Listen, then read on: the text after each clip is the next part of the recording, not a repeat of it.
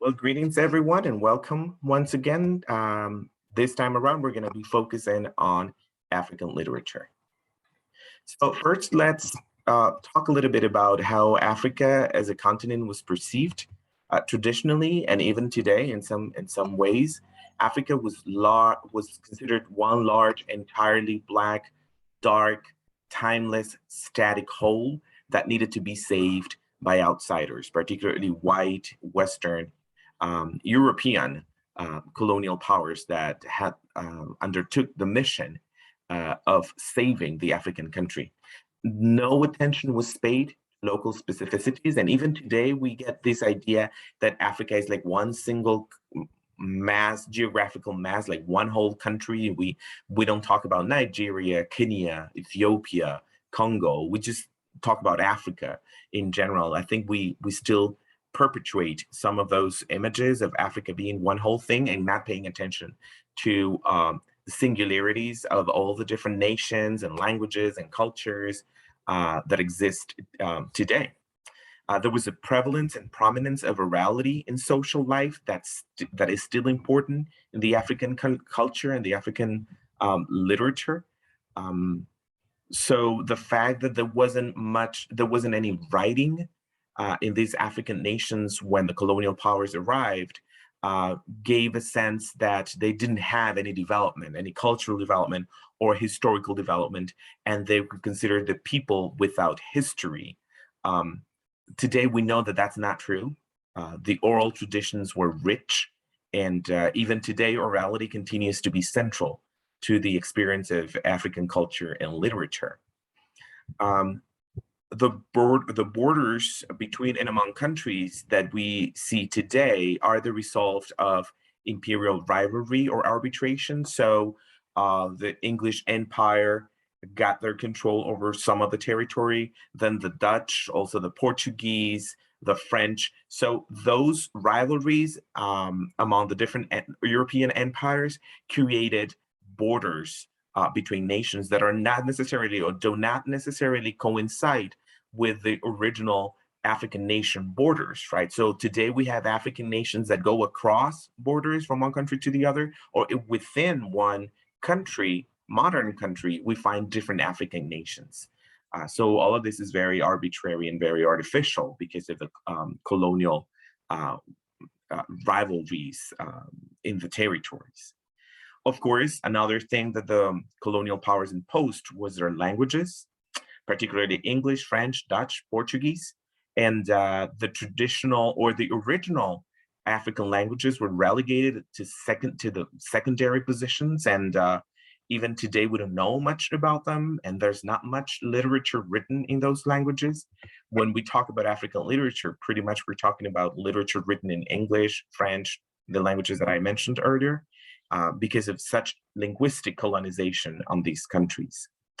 I already mentioned this, to people without history and how they were perceived. The primitive form of human life, Africans were considered primitive. Uh, um, and even today, there's this idea, well, we know that the origin of the human species is in Africa. So that seems to reinforce the idea of originality of primitive land and primitive peoples. Now, there's a difference between Western Africa, that was the site of slave trade. So there was a lot of movement, colonial uh, movement there and settlements there in West Africa, not so much in the interior of Africa. That was the ultimate dark mystery. So going into Central Africa was not what the colonial powers used to do, at least not at the beginning, because they're most interested in commercial endeavors that the Western part of the continent will provide them with. Central Africa was the source of evil, the source of mystery. You weren't supposed to go in there because it was so dangerous and so dark. Of course, later that changed and colonization just also took over other areas of the country, including the interior. The migratory movements and the ethnic confrontations also existed in Africa before the colonial powers arrived, but were intensified by colonization and the colonial period. Now, once slavery was abolished, it was in the 19th century, the colonial engagements were even more powerful in the country because they settled down.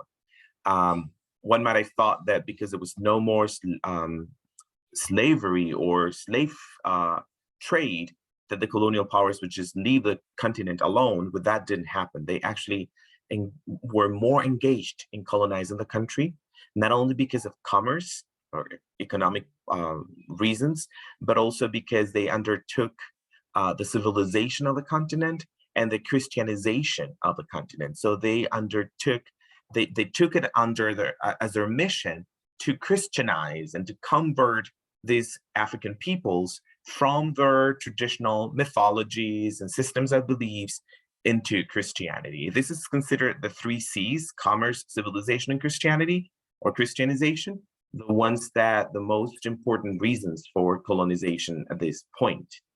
How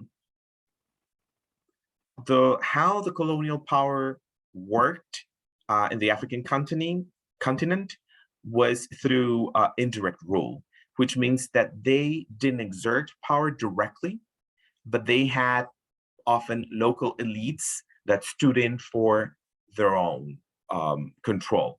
So there were original powerful African families that would just sell themselves, so to speak, to the colonial powers, so they could have control over the land, but they would always answer to the European power that was in control. And that's an important thing to keep in mind. Now, when we talk about Christianity and the impact of these Christian missions, it was very, very important. First, they introduced formal education, and this is going to backfire somehow later in the future. The development of the African writing was also due to the Christian missions, because they brought the Bible, they translated them into the original African languages. They introduced the printing press, so they started to help develop the writing of African literature, even though they didn't do it in the original languages first. They did it in the European languages, but without their influence, we wouldn't have African literature as we know it today. Also, they became an eventual source of post-colonial movements because they provided education to the Africans. Many of these men, because they were mainly men, would be educated, then even travel back to Europe and study at the universities, and then came back, and they were the first to plant the seed of post-colonial rebellion.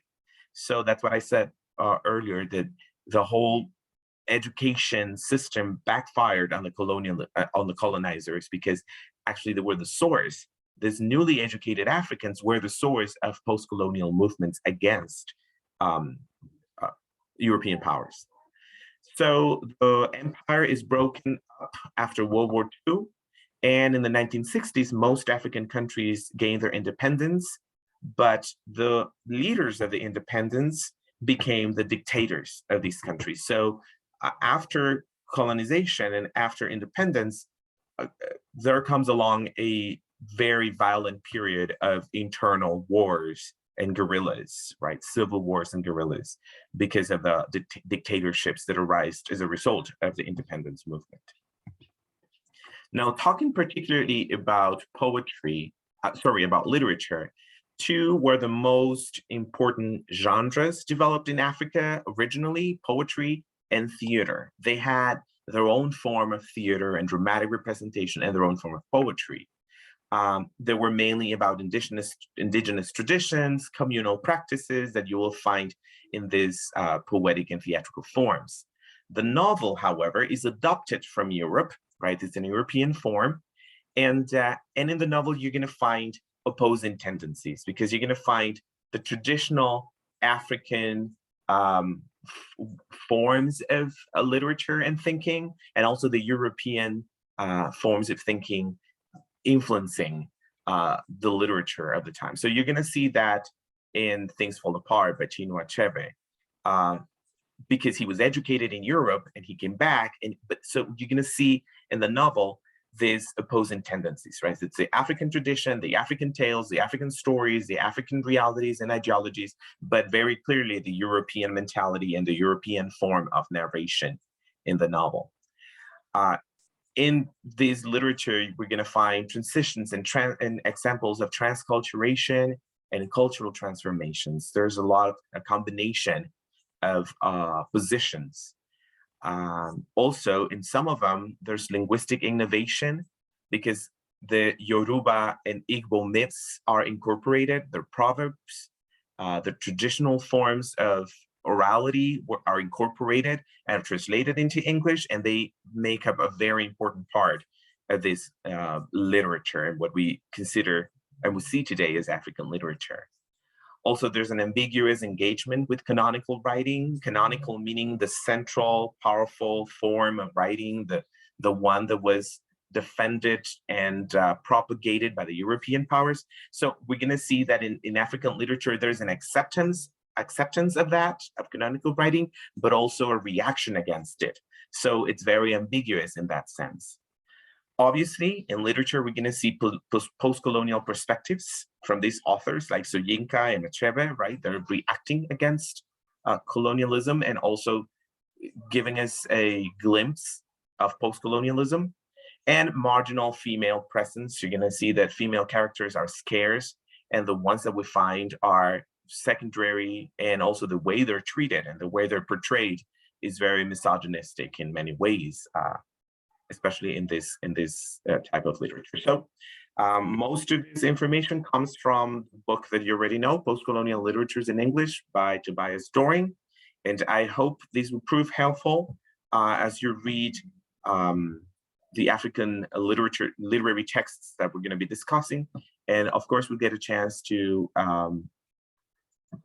clarify any doubts or, ask any questions about this presentation later in class. So thank you very much, and I'll see you very soon.